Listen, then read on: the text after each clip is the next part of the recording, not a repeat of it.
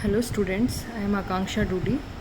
मैं आपको अंतर्राष्ट्रीय राजनीति इंटरनेशनल रिलेशंस पढ़ाऊंगी। ये आपके बीए पार्ट 3 का पेपर 2 है। तो सबसे पहले अंतर्राष्ट्रीय राजनीति की शुरुआत हम करें उससे पहले हम देखेंगे कि कुछ ऐसे शब्द हैं जो अंतर्राष्ट्रीय राजनीति में बार बार प्रयुक्त होते रहते हैं। कुछ ऐसी टर्मिनोलॉजीज़ हैं जो हमें पता होनी चाहिए, क्योंकि जब भी हम कोई भी चैप्टर पढ़ेंगे, चाहे संयुक्त राष्ट्र संघ, चाहे दो देशों के बीच में आपसी संबंधों के बारे में, जैसे भारत और उसके पड़ोसी देशों के साथ संबंध, या संयुक्त राज्य अमेरिका, चाइना, इनके साथ संबंध, या हम कोल्ड वार के बारे में अगर पढ़ेंगे, शीत युद्ध के बारे में, या नए राज्यों का उदय, नवीन अंतर्राष्ट्रीय अर्थव्यवस्था, ये हमारे कुछ टॉपिक्स रहेंगे। तो अगर जब भी हम इनके बारे में पढ़ेंगे तो कुछ शब्द ऐसे आएंगे जो पूरी अंतर्राष्ट्रीय राजनीति में बार बार रिपीट होते हैं, तो वो आप लोगों को पता होने चाहिए उनका मतलब क्या है। जनरली हम वो शब्द रट लेते हैं लेकिन उनका मतलब नहीं पता होता। तो आज के लेक्चर में हम उनके मतलब से स्टार्ट करेंगे। ये सबसे पहले जो आपकी बुक है अंतर्राष्ट्रीय राजनीति, उसमें सबसे ज़्यादा यूज़ होता है वर्ड अंतर्राष्ट्रीय संबंध। सबसे पहले तो इसका मतलब क्या है। जब हम बात करते हैं कि अंतर्राष्ट्रीय संबंधों की बात कर रहे हैं हम देशों के बीच में, तो इसका क्या मतलब है। इसका सीधा सा मतलब है दो या दो से अधिक देशों, मतलब उसमें दो देशों की भी बात कर सकते हैं, या दो से अधिक 3-4 देश के बारे में या ग्रुप के बारे में, उन या कोई संगठन, जैसे यूनाइटेड नेशंस ऑर्गेनाइजेशन एक संगठन है, संयुक्त राष्ट्र संघ, सार्क एक संगठन है, और आसियान एक संगठन है। तो दो देशों के बीच में या दो संगठनों के बीच में या एक देश संगठन के बीच में जो आपसे संबंध होते हैं उन्हें अंतर्राष्ट्रीय संबंधों की संज्ञा दी जाती है। अंतर्राष्ट्रीय संबंध बहुत सारे प्रकार के हो सकते हैं।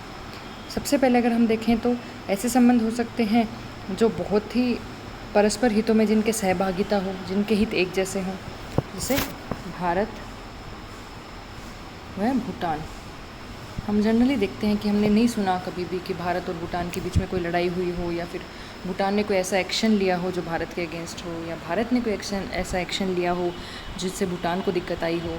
जनरली तो लॉन्ग टर्म में इनके रिलेशंस को अगर हम देखें, इनके संबंधों को देखें, तो वो सहभागिता वाले हैं, सहयोगपूर्ण रहे हैं, इनके हित परस्पर हैं आपस में। तो एक तो संबंध ऐसे हो सकते हैं। एक संबंध हो सकते हैं कि सहयोग के साथ टकराहट हो, मतलब उनमें हमेशा सहयोग बना रहे लेकिन बीच बीच में जैसे टकराव हमें देखने को मिले। इसका बहुत अच्छा एग्जाम्पल है भारत और नेपाल। नेपाल बिल्कुल पड़ोसी देश है भारत का, उनकी बाउंड्रीज़ बिल्कुल मिलती हैं, तो उनकी जोग्राफिकल प्रॉक्सिमिटी यानी उनका जो भूभाग है वो एकदम आपस में जुड़ा हुआ है, तो नेचुरली वो पड़ोसी देश हैं, उनको एक साथ चलना पड़ेगा। उनकी भौगोलिक स्थिति ऐसी हो गई है। लेकिन कई बार हम देखते हैं जैसे नेपाल ने चाइना को न्योता दिया कुछ बनाने के लिए, या फिर भारत ने, जैसे कुछ टाइम पहले हमने पढ़ा था कि नेपाल पर रोक लगा दी वहाँ पर सामग्री भेजने से। तो कुछ ऐसी न्यूज़ अगर आती रहती हैं तो वो ये शो करती हैं कि इनके हमेशा सहयोग बना रहता है, लेकिन कभी कभी इन देशों के संबंधों के बीच में टकराव भी आ जाता है, क्योंकि दो देशों के पारस्परिक हित या राष्ट्रीय हित कभी एक से नहीं हो सकते। राष्ट्रीय हित क्या होता है ये हम आगे पढ़ेंगे। अगले प्रकार के संबंध होते हैं तनाव के साथ सहयोग, जिसमें मोस्टली हम देखेंगे तनाव है लेकिन बीच बीच में वो सहयोग करते हैं, चाहे उनके राष्ट्रीय हित एक जैसे हों। जैसे इसका सबसे अच्छा एग्जाम्पल है चाइना और यूएसए में डेमोक्रेसी है, लोकतंत्र है, पूंजीवाद है। चाइना में लोकतंत्र नाम का है और वहाँ पर समाजवाद या साम्यवाद को बढ़ावा मिलता है। तो बिल्कुल अलग विचारधारा है, बिल्कुल अपोजिट विचारधारा है।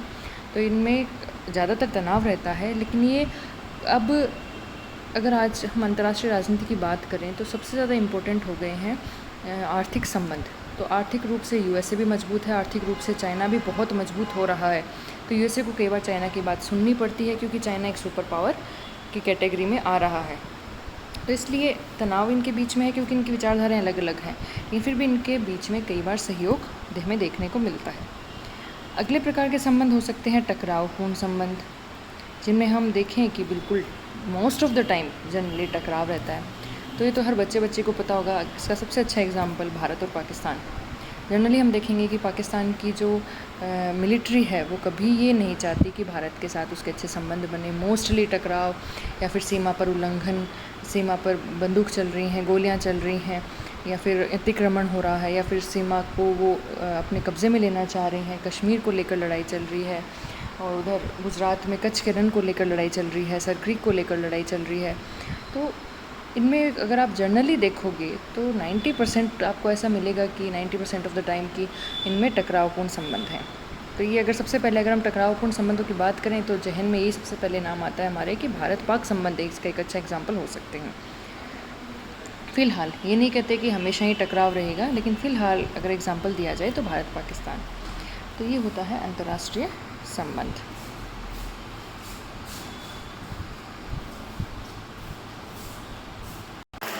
अगली टर्मिनोलॉजी है विदेश नीति। विदेश नीति।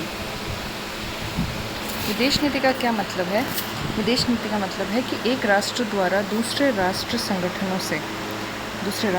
या संगठनों से संबंध बनाने में अपनाई गई नीति। विदेश नीति में मतलब जब एक राष्ट्र अपनी विदेश नीति निर्धारित करता है, यानी जब वो दूसरे राष्ट्रों के साथ अपने संबंध स्थापित करता है, सबसे पहले वो अपने राष्ट्रीय हितों को ध्यान में रखता है। और दो देशों के बीच में जो विदेश नीति होती है वही अंतर्राष्ट्रीय संबंधों की दिशा निर्धारित करती है। भाई अंतर्राष्ट्रीय संबंध वैसे ही होंगे जैसे देशों की विदेश नीति होगी। और जैसे मैंने भी बताया कि जब देश कोई विदेश नीति अपनाता है तो सबसे पहले अपने राष्ट्रीय हित देखता है।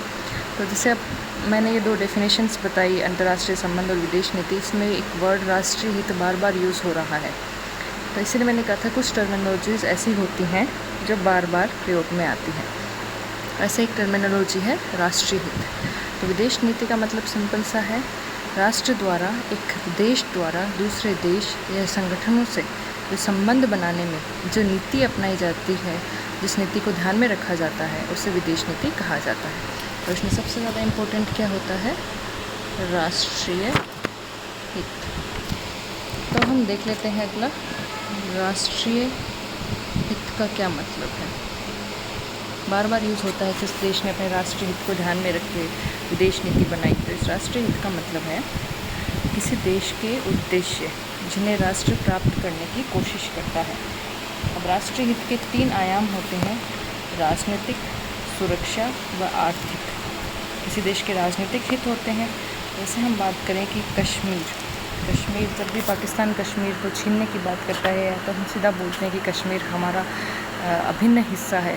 तो एक ये हमारा राजनीतिक हित बन गया है कि कश्मीर को हम किसी और को नहीं दे सकते या अपने भूभाग को किसी और को नहीं दे सकते। सुरक्षा, अभी तो ऑब्वियस सी बात है कि हर देश चाहेगा कि वो सुरक्षित रहे, उसकी सुरक्षा बनी रहे। आर्थिक हित का मतलब है कि कोई देश घाटे में नहीं जाना चाहता है कि आर्थिक रूप से मजबूत हो, या फिर किसी ऐसे देश के साथ संबंध बनाए जिसमें उसके आर्थिक हितों को बढ़ावा मिले। ठीक है, तो किसी देश के मुख्य उद्देश्य जो हैं जैसे राजनीतिक, सुरक्षा व आर्थिक, तो उनको ध्यान में रखते ही वो अपनी विदेश नीति बनाता है और उन उद्देश्यों को प्राप्त करने की कोशिश करता है, उन्हें ही राष्ट्रीय हित कहा जाता है। आज के बाद अगर आपके सामने वर्ड आए कि उस देश के राष्ट्रीय हित हैं, राष्ट्रीय हितों को ध्यान में रखते हुए वह नीति बना रहा है, तो इसका मतलब ये है कि कुछ उद्देश्य हैं उस देश के जिनको वो प्राप्त करना चाहता है। और मेनली उद्देश्य राजनीतिक, सुरक्षा और आर्थिक हित के रहते हैं। अब आप कहोगे राष्ट्र, यहाँ राष्ट्र का क्या मतलब है? जनरली बार बार यूज़ होता है कि राष्ट्र या देश। राष्ट्र का मतलब क्या है कि लोगों से मिलकर बनने वाली राजनीतिक इकाई।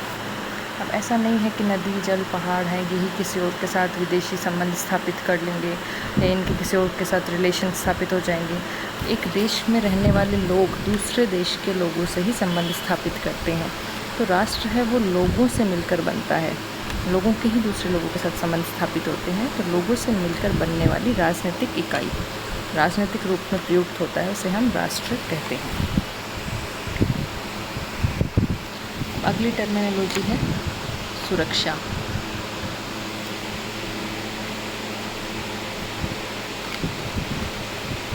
सुरक्षा का क्या मतलब है? राष्ट्रीय हित का मार्मिक पक्ष है ये।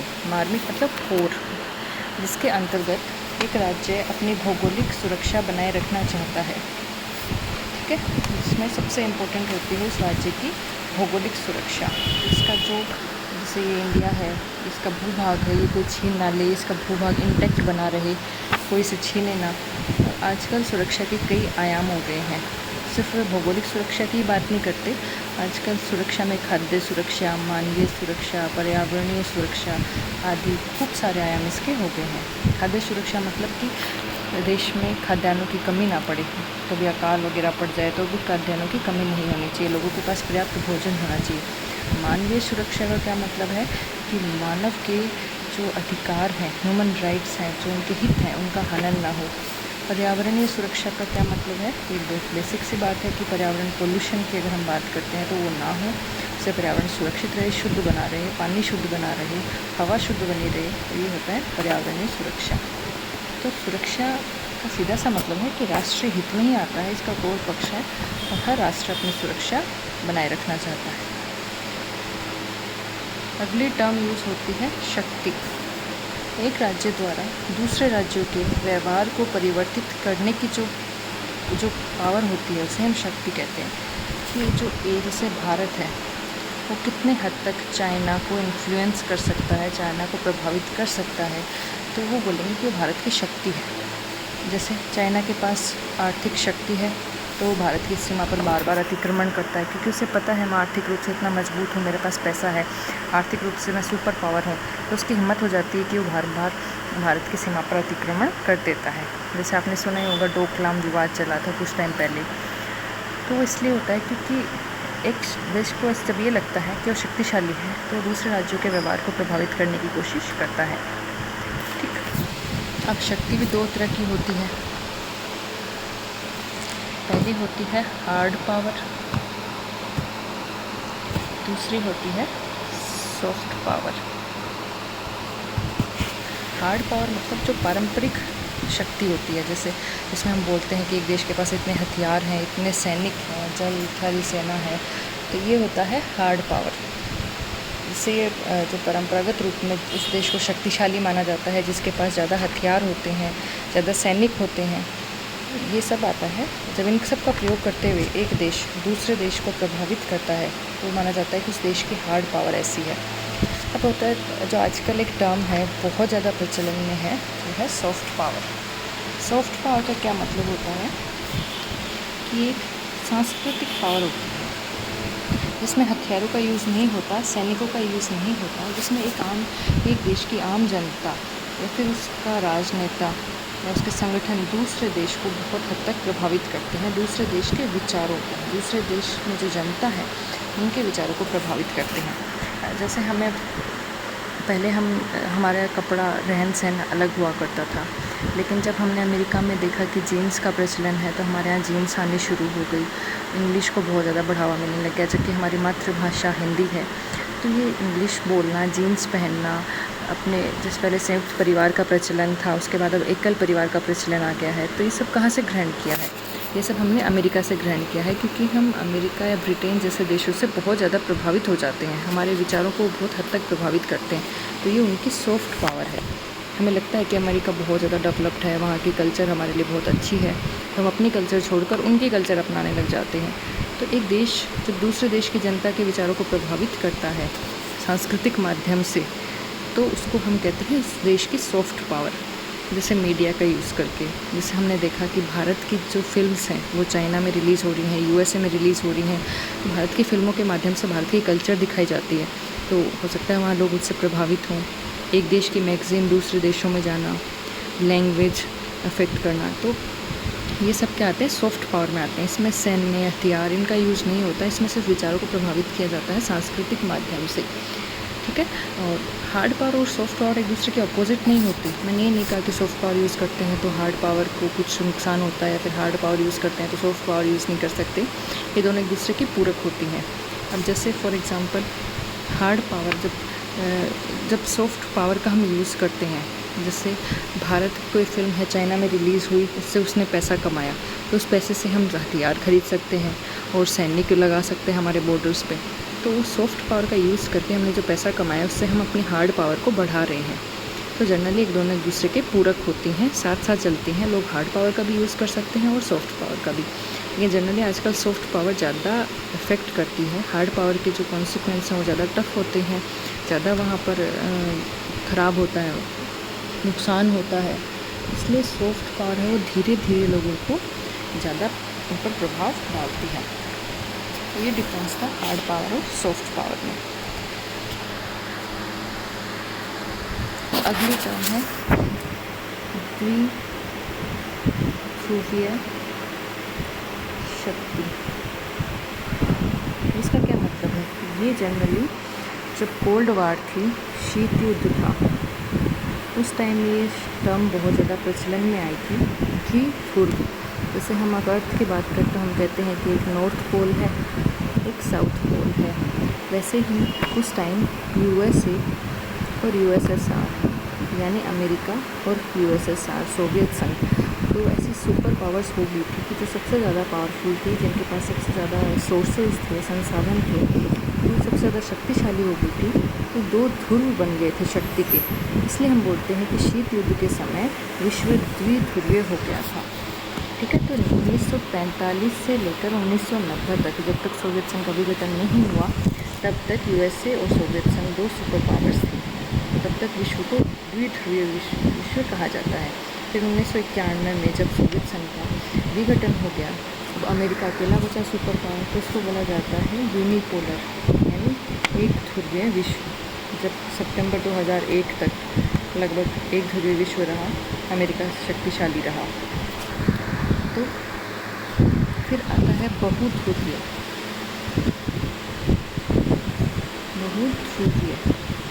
बहुध्रुवीय का मतलब क्या होता है? जब शक्ति के अनेक केंद्र हों और शक्ति का समान वितरण हो।